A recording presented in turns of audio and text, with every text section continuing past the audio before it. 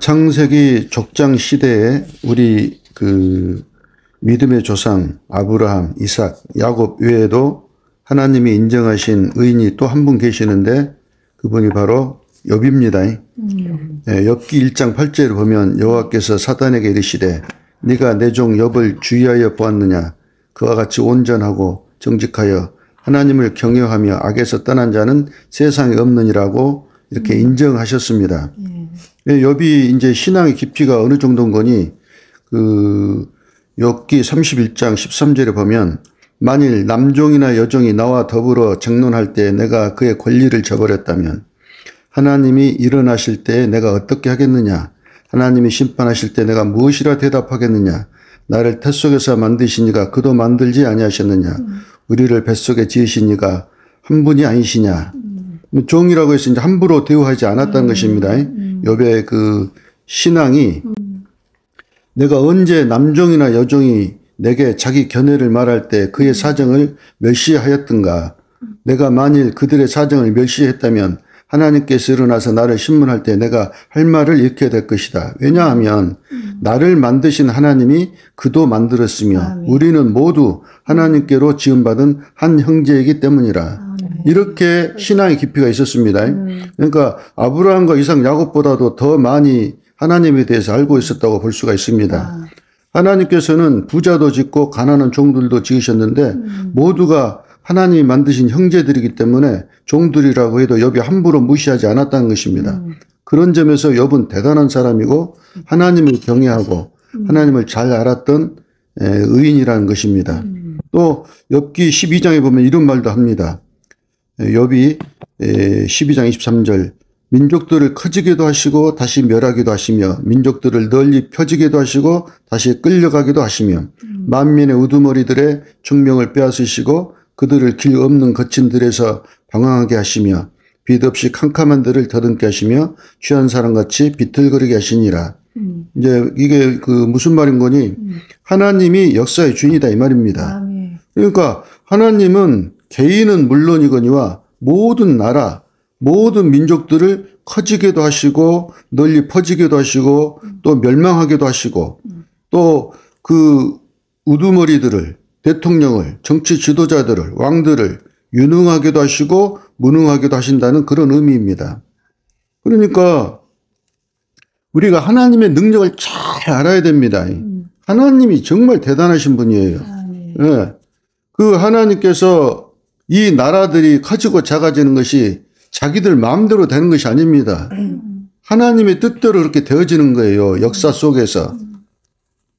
보십시오. 이제 창세기 4장에 보면은 이 창세기 4장 20절에 아단은 야발을 낳았으니 그는 장막에 거주하며 가축을 치는 자의 조상이 되었고 그의 아우의 이름은 유발이니 그는 수금과 퉁소를 잡는 모든 자의 조상이 되었으며 실라는 두발 가인을 낳았으니 그는 구리와 쇠로 여러 가지 기구를 만드는 자요 하고 그 가인의 후예들입니다. 네. 가인의 후예들이 이제 이렇게 소개를 하는 거예요. 그런데 그 말하자면 음악을 하는 자들 또 구리와 쇠로 여러 가지 기구를 만드는 말하자면 그 과학자들이나 공대생들 또 그 가축을 치는 농사하고 목축하는 자 이 조상들이 되었다 이 소리는 하나님이 그들에게 그런 달란트를 다 주셨다 이 말이에요. 그러니까 하나님이 각양각색의 사람들을 다 만드셔서 역사를 쓰시는 것입니다. 사람이 자기들 마음대로 역사가 되는 줄 아는데 그렇잖아요. 모든 사람들이 다 하나님의 손에서 만들어지는 것입니다. 세종대왕, 나폴레옹, 징기스칸, 아인슈타인, 에디슨, 자동차왕 포드, 또 비행기의 시조 라이트 형제, 20세기 유명한 배우 아랑들롱, 엘리자베스 테일러, 또 가수 프랭크 시나트라, 이런 사람들 다 하나님이 만드신 거예요. 음악하는 자들, 정치하는 자들, 무엇을 연구하고 이런 사람들 다 하나님이 만드신 것입니다. 그래서 시편 33편 13절에 이제 이런 말씀하십니다. 여호와께서 하늘에서 굽어보사 모든 인생을 살피시며 곧 그가 거하시는 곳에서 세상의 모든 거민들을 굽어 살피시는 도다. 15절 그는 그들 모두의 마음을 지으시며 그들이 하는 일을 굽어 살피시는 이로다. 그러니까 여기서 이제 그들 모두의 마음을 지으신다는 이 마음은 히브리어로 레브라는 그 말인데요. 레브는 마음인데 정신, 의지, 인간의 내적인 존재, 또 그 자신을 대표하며 인간이 행하는 모든 것의 근원을 하고 이렇게 그 레브라는 말을 씁니다. 그러니까 그 마음을 세상 모든 사람들의 마음을 만들었다는 것은 그 속에 그 사람의 모든 달란트, 지혜, 지식, 지능 모든 것들을 그 속에 DNA로 다 넣어줬다 이 말이에요. 그래서 사람들이 한 형제, 한 아버지 밑에서 태어난 자녀들도 얼마나 서로 성격이 다릅니까? 모든 성향이 다 다릅니다. 사람들이 10이면 10사람이 다 틀려요. 어지간하면은 10사람이 오면 배가 산으로 올라간다고 그러겠어요. 그런 것처럼 이 하나님께서는 모든 사람들을 그 마음을, 그 지혜를, 지식을 그 속에 넣어주셔서 그들 모두를 지으시는 것입니다. 그래서 이제 시편 104편 24절에 이런 말씀하십니다. 여호와여 주께서 하신 일이 어찌 그리 많은지요. 주께서 지혜로 그들을 다 지으셨으니 주께서 지으신 것들이 땅에 가득하나이다. 그가 가축을 위한 풀과 사람을 위한 채소를 자라게 하시며 땅에서 먹을 것이 나게 하셔서 사람의 마음을 기쁘게 하는 포도주와 사람의 얼굴을 윤택해 하는 기름과 사람의 마음을 힘있게 하는 양식을 주셨도다. 구름으로 하늘을 덮으시며 땅을 위하여 비를 준비하시며 산에 풀이 자라게 하시며 들짐승과 우는 까마귀 새끼에게 먹을 것을 주시는도다. 그가 기뻐하시는 모든 일을 천지와 바다와 모든 깊은 데서 다 행하셨도다. 아멘. 이 말씀은 이 하나님께서 당신이 기뻐하시는 대로 창세전에 모든 그 계획을 다 세우시고 그 모든 일을 다 행하셨다는 것입니다. 하나님께서 창세전에 이미 이 역사라는 멋진 드라마 한 편을 쓰셨다는 것입니다. 미래 완료입니다. 하나님이 계획하셨고 그 일을 이루고 계시는데 미래 완료예요. 하나님이 계획하셨으면 그대로 됩니다. 아멘. 이것이 믿어져야 되는 거예요. 안 그러면 우리 인생을 못 맡긴다니까요, 하나님께. 보십시오. 참, 또 다시 여담입니다만, 세계의 가수 프랑크 시나트라가 넘긴 노래 중에 유명한 노래가 있습니다. 뭡니까? 네, My Way. 아이고, 잘하네. I did it my way 하고 이제 끝나잖아요. I did it my way. 무슨 말입니까? 나는 내 인생을 계획하고 세우고 사랑도 하고 또 울기도 하고 성공도 하고 실패도 했지만 남자답게 내 방식대로 살았다는 것입니다. 에서처럼 멋진 사람이잖아요. 우리는 솔직히 에서를 더 좋아합니다. 에서 같은 사람을 더 좋아해요. 우리는 육체를 갖고 있으니까 맞아요. 에서가 더 좋습니다. 그러나 성도들은 반드시 내가 야곱 같은 존재라는 것을 인정해야 됩니다. 이것이 되어져야 돼요. 사람도 자기 할 일을 계획하고 그 일을 자기 뜻대로 이루기 위해서 노력하는데 하물며 전능하신 하나님께서 아무런 계획도 없이 천지를 창조하시고 사람을 만드셨겠냐 이 말이에요. 하나님은 계획이 있으셔서 천지를 창조하셨고 하나님은 그 일을 아직도 하고 계신다 이 말입니다. 그 두바이에 이 초고층 빌딩이 있습니다. 뭐 세계에서 가장 높은 빌딩이라고 그러는데 그 짓는데 거의 5, 6년이라는 시간이 걸렸다고 합니다. 고층 빌딩을 짓는데 그 짓는 것도 중요하지만 어떻게 지을 것인가를 설계하는 것이 훨씬 중요합니다. 초고층일수록 설계가 중요합니다. 왜냐하면 바람이나 지진 등의 외부에서 닥치는 위험 요소들, 또 집안의 강도와 재료의 질과 하중 등등 위험 요소들을 전부 파악하고 거기에 맞게 설계를 해야 되는 것이기 때문에 설계가 잘못되면 잘 지어놓고 높을수록 그 빌딩이 기울어질 수도 있고 또 심하면 무너질 수도 있기 때문에 얼마나 다리들이 많이 무너졌습니까? 그 다리들도요 설계를 잘 해야 됩니다. 그런데 그 다리들도 그 설계를 잘 못해가지고 이번에 미국에서도 그 다리가 하나 무너져 내렸잖아요. 우리나라 성수대교 무너진 것처럼 무너졌지 않습니까? 이런 것처럼 하물며 이 역사라는 초초초 빌딩을 짓는데 초초초 고층 빌딩입니다. 짓는데 얼마나 더 정밀하게 설계를 해야겠습니까? 잘못 설계되면 생태계가 파괴되고 그래서 사자나 호랑이 같은 육식동물들은 많아지고 초식동물은 적어져서 어느 순간 자연계가 다 같이 공멸되는 그런 일이 생기게 되는 것입니다. 사람들이 역사를 대충 생각하는데 역사도 빌딩처럼 빌딩을 짓는데 심혈을 기울여서 어떻게 지을까 생각하는 것처럼 이 역사는 훨씬 더 심혈을 기울여서 생각해야 되는, 계획을 해야 되는 이 말입니다. 맞습니다. 이것이 참 중요한데 이런 부분들은 그냥 사람들이 대충 생각을 해요. 그렇지 않습니다. 네. 만약에 그 인류 역사에 폴포트나 스탈린, 히틀러 같은 위험한 정치인들이 정말 많아졌더라면 우리는 진작에 역사가 끝났을 것입니다. 네. 그러나 하나님께서 역사를 설계하셔서 이루어가고 계시기 때문에 우리는 하나님을 찬양하지 않을 수가 없는 것입니다. 아멘. 네. 그래서 그 이사야 46장 10절에 내가 시초부터 종말을 알리며 아직 이루지 아니한 일을 옛적부터 보이고 이르기를 나의 뜻이 설 것이니 내가 나의 모든 기뻐하는 것을 이루리라 하였노라.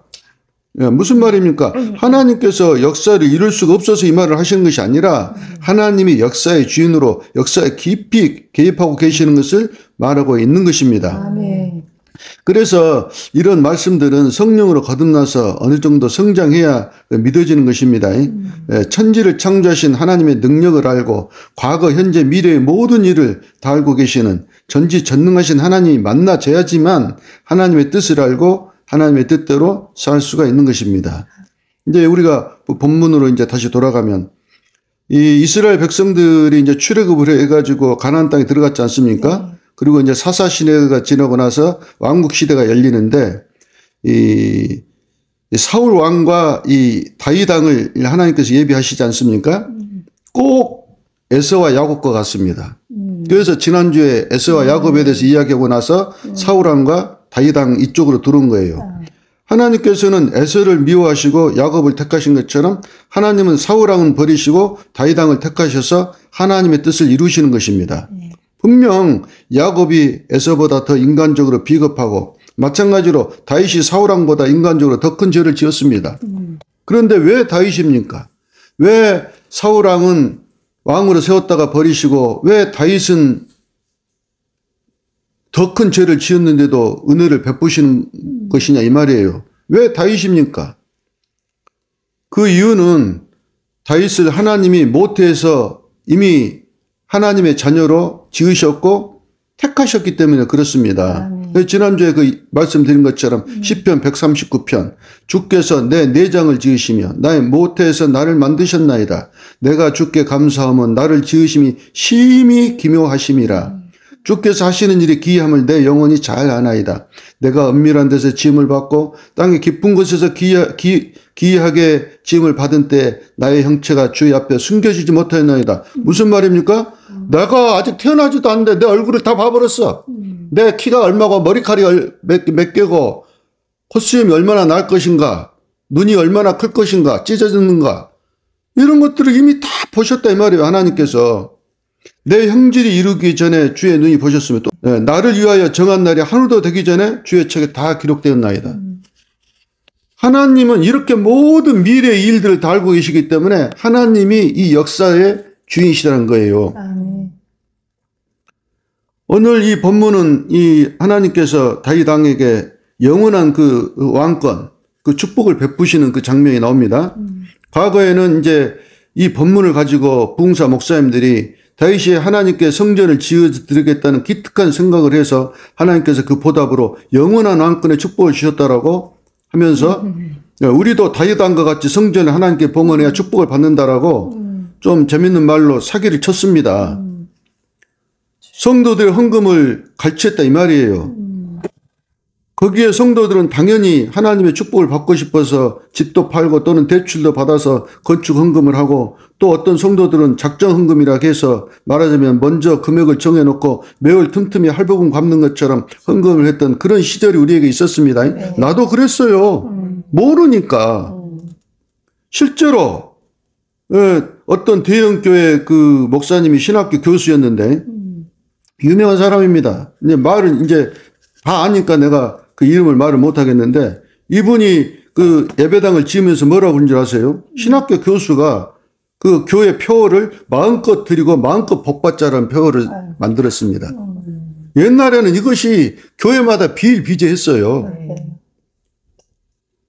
그리고 나서 뭐라고 한 줄 알아요? 그 밑에 말씀을 붙잡으라. 그 말씀이 뭔 말입니까? 7장 29절. 이제 청컨대 종의 집에 복을 주사 주 앞에 영원히 있게 하옵소서. 주 여호와께서 말씀하셨사오니 주의 은혜로 종의 집이 영원히 복을 받게 하옵소서 하니라. 주의 집이 영원히 복을 받게 하옵소서 하니라. 이 말은 우리 그 어디입니까? 그 걸어놓는 거. 저기 예, 식당이네. 예, 식당이나 이런데 그 교회 다니는 이제 그런 그 사람들 집에 맨날 그런 액자들이 많이 써졌었잖아요. 예, 그런 것처럼 맞아요. 그런 것 같습니다. 말씀을 붙잡아라. 2번 말씀을 붙잡고 끝까지 뜨겁게 강구해라. 3번 믿음과 비전의 분량대로 힘껏 헌신하라. 아버지. 뭔 소리입니까? 돈 많이 내라. 이 땅에서 복 받고 잘 살자. 네. 많이 내고. 그러니까 다윗 왕이 받은 축복이 뭡니까? 내가 너를 목동에서 왕으로 되게 하겠다, 막 이런 거. 네, 왕이 되게 했지 않냐. 네가 네 이름을 위대하게 정기하게 명문 가문을 만들어 주겠다. 이 말이에요. 열심히 그렇게 하면. 이게 말씀을 붙잡으라는 소리는 뭔 소리인 거니? 당신들도 말씀을 붙잡으면 다윗처럼 이런 축복을 받는다는 것입니다. 이렇듯 불과 10년 15년 전만 해도 옛날 대부분의 목사님들 정말 성경도 하나님 뜻도 잘 몰라갖고 다윗과 같은 믿음을 가져야 골리앗을 물리칠 수 있다 하면서 헌금 내는데 믿음을 강조하고 봉사하는 데 믿음을 강조하고 했었습니다. 정말로 참된 축복이 무엇인지 하나님 뜻이 무엇인지를 전혀 모르고 꼭 구약 시대처럼 하나님이 오히려 싫어하시는 그런 제사를 우리가 드렸었어야 됐습니다. 맞아요. 예수님을 제대로 만났다면 그럴 수가 없는 것이죠. 네. 그러니까 신학교 교수라고 해도 예수님 못 만난 사람들도 있다니까요. 다윗이 하나님의 성전을 짓겠다고 한 것은 물론 다윗의 순수한 마음입니다. 마치 베드로가 예수님이 야 이제 나 십자가에 곧 죽는다 했을 때 그 순수한 마음으로 예수님 그러시면 안 됩니다 하고 막 심하게 했던 것처럼 그런 그 순수한 마음도 아버지의 뜻을 모르고 하나님을 방해하는 일이 된다면 그건 전혀 하나님을 기쁘시게 하지 못하는 것입니다. 예. 다윗이 성전을 짓겠다고 했을 때 하나님이 어떻게 반응하셨습니까? 네가 나를 위해서 성전을 짓는다고? 내가 표현하자면 야 다윗아 저 지나가는 개가 웃겠다? 이 소리입니다. 좀 심하게 표현했습니다만 하나님은 이제 이렇게 말씀하시지 않겠죠. 뭐라고 하십니까? 내가 목동에 불과한 너를 불러서 이스라엘 왕을 세웠고 네가 어디로 가든지 함께하여 모든 전쟁을 이기게 해주었다. 그리고 이제 네 이름을 세상에서 존귀하게 해주겠다. 다윗아 네가 나를 위해서 무슨 집을 지어주는 것이 아니고 내가 너를 위해서 집을 지어주는 거란다. 이 말씀이 오늘 말씀입니다. 네. 한마디로 하나님께서 다윗의 계획을 거절하신 것입니다. 다윗은 왕이 되기 전까지 사울 왕에게 쫓겨다니고 왕이 되어서도 아직 그 남북 이스라엘이 통일되지 않았지 않습니까?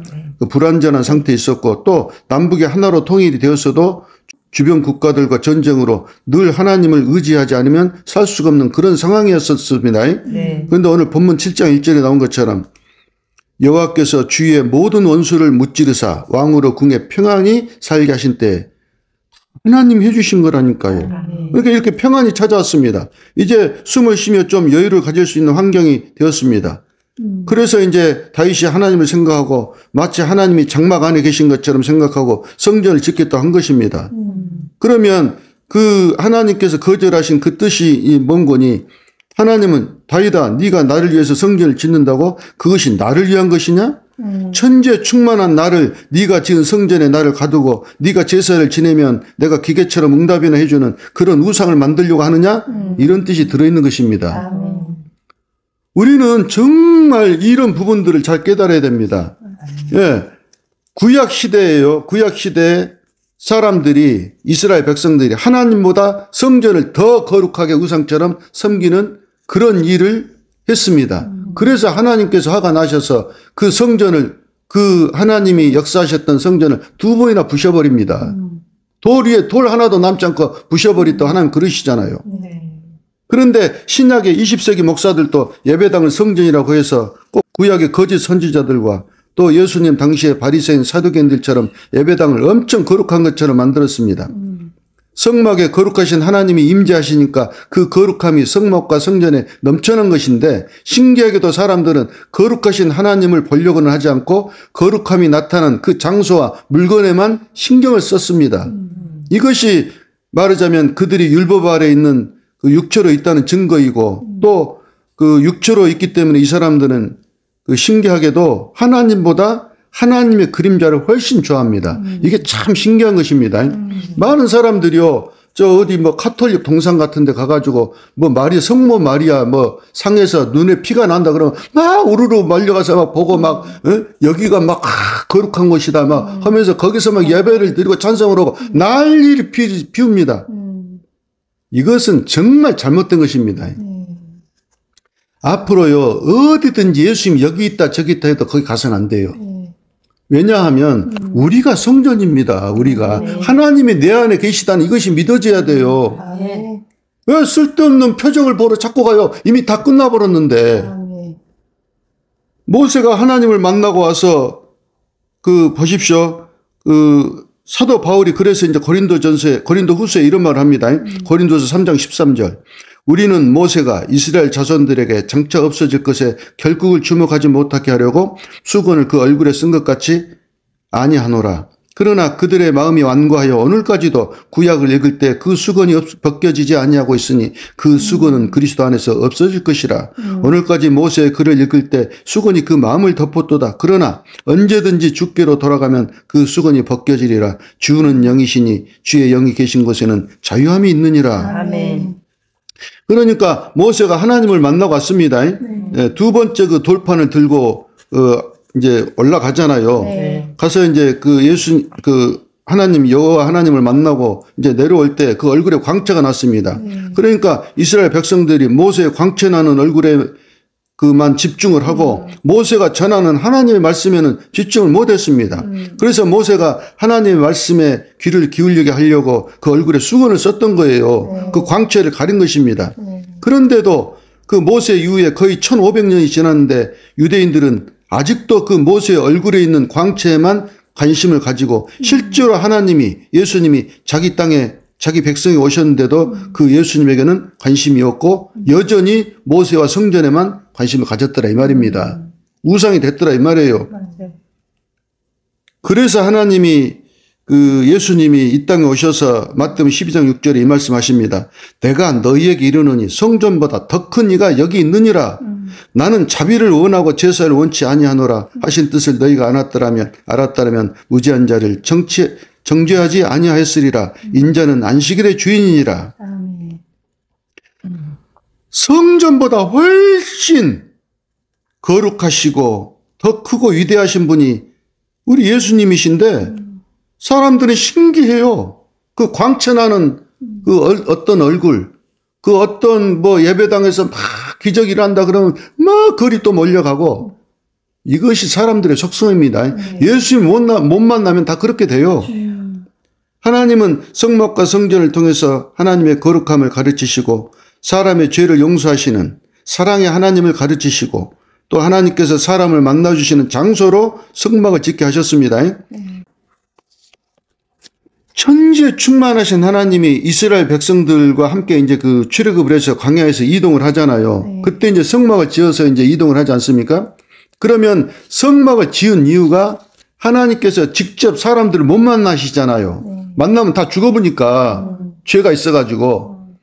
그러니까 하나님께서 이 성소와 지성소가 있는 성막을 지어가지고 말하자면 짐승의 제물을 바쳐서 죄를 없이 하고 난 뒤에 하나님께서 사람들을 만나주시는 그 장소로 성막을 만드셨더라 이 말이에요. 그런 의미로서 성막이고 성전이에요. 그때 당시에는. 그러나 예수님의 십자가 이후로 어떤 일이 벌어집니까? 그 성막에 있던 휘장이 쫙 찢어져 버리잖아요. 네. 성전의 휘장이요. 무슨 일입니까? 이제는 너희들이 이런 지성소가 필요 없다. 예수님을 통해서 누구든지 하나님을 만나실 수 있다 이 말이에요. 아멘. 그런 어마어마한 복음이 우리에게 주어진 것입니다. 아멘. 누구든지 예수님을 통해서 이제는 거룩하신 존귀하신 하나님을 만날 수 있다. 아멘.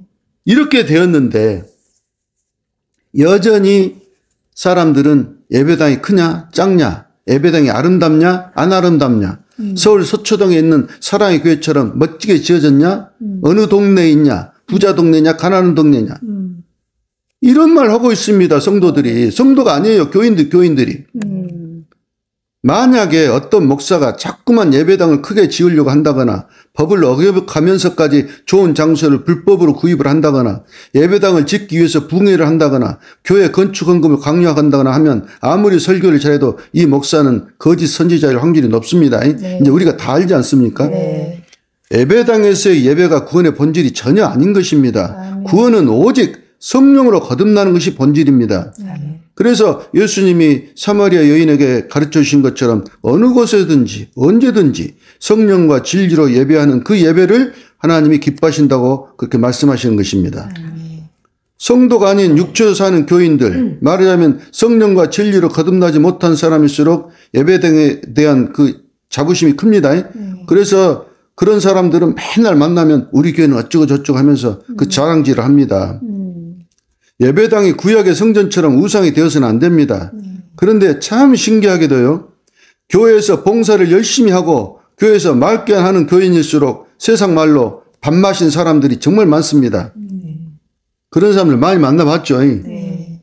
교회에서 막 권사하고 장로가 하는데요, 밖에 나와서 하는 짓거리 보면 이건 뭐 도대체 세상 사람들보다 더 상식에 어긋난 짓거리 하는 사람들이 너무나 많아요.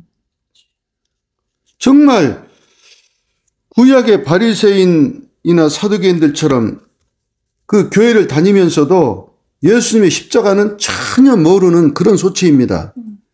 예수님을 만난 하나님의 백성들이라면 정말 반드시 성령으로 거듭나서 예수님께서 그 마태복음 산상수훈에 그 말씀하신 그 하나님의 의가 무엇인지 이런 부분들을 잘 깨달아야 됩니다.